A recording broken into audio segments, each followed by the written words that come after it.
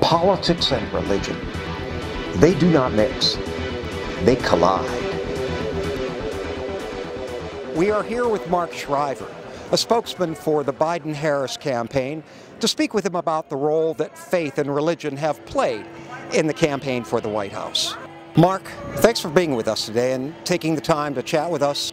So on a tarmac in Cleveland in August, President Trump told his supporters that if you vote for Joe Biden, you essentially are voting for a man who will take away your guns and, quote, hurt the Bible, hurt God, unquote.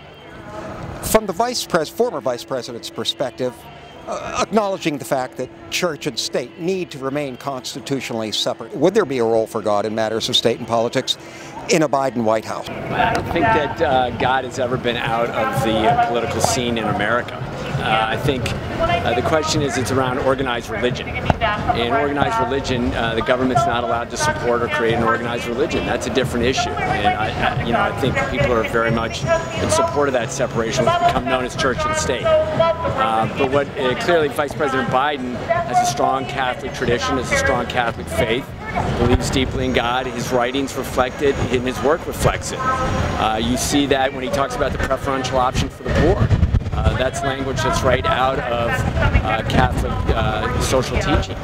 He talks about reaching out and feeding the hungry, clothing the naked, shelter the homeless. Those are words that mimic, obviously, Jesus' reference in Matthew 25.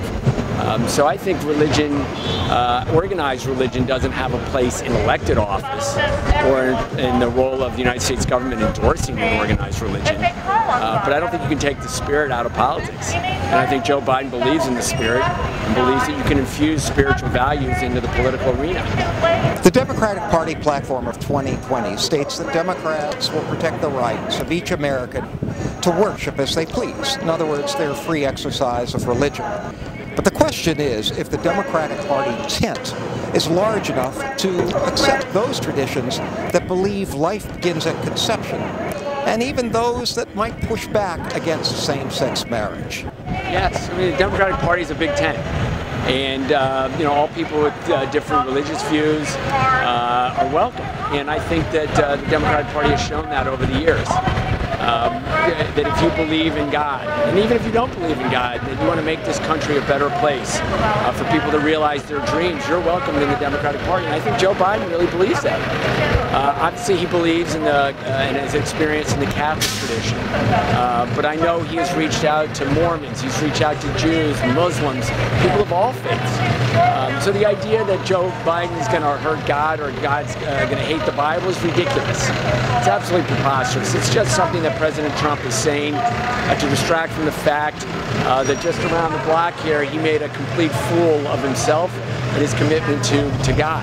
The polls have closed nationwide and we've started to count the votes. Also, the election is tighter than we think. At least it counters what some of the conventional wisdom up until Election Day, or the final day of voting, has been, namely that Joe Biden has a sizable lead over President Trump. And let's also assume that the battleground states do determine the outcome of this election, particularly Michigan, Florida, Pennsylvania, where there are rather sizable populations of Catholic voters and evangelical voters. What has the Biden-Harris team done to target those voters in those states and to motivate them to vote for Joe Biden? I think what you see is Vice President Biden talking about life issues. And he talks about the commitment to your neighbor, to the least of our brothers and sisters. And that resonates across all religious traditions. Jews call it tikkun olam, to repair the world. Catholics talk about feeding the hungry, clothing the naked, sheltering the homeless, visiting those in prison. Muslims talk about Ishla. It's about bringing us together and supporting the community. And that resonates with Muslims, with evangelicals, with Catholics, with Jews, with all folks. And I think that's why Vice President Biden has made great inroads with Catholic voters, with evangelical voters. And I think you're going to see that reflected in the voting tallies. People want decency. They want humanity. They want empathy in that house right over there. And they haven't seen it in the last 3+ years. They've seen religion trying to drive people apart, trying to separate between gays and straight, between red and blue, between white and black. And that's not what the great religions call us to do. They call us to bring us together. and to care about each other. And that's what Joe Biden has done, and trying to get that message out, I think it's going to resonate. Mark, thanks again for making the time. Truly appreciate it.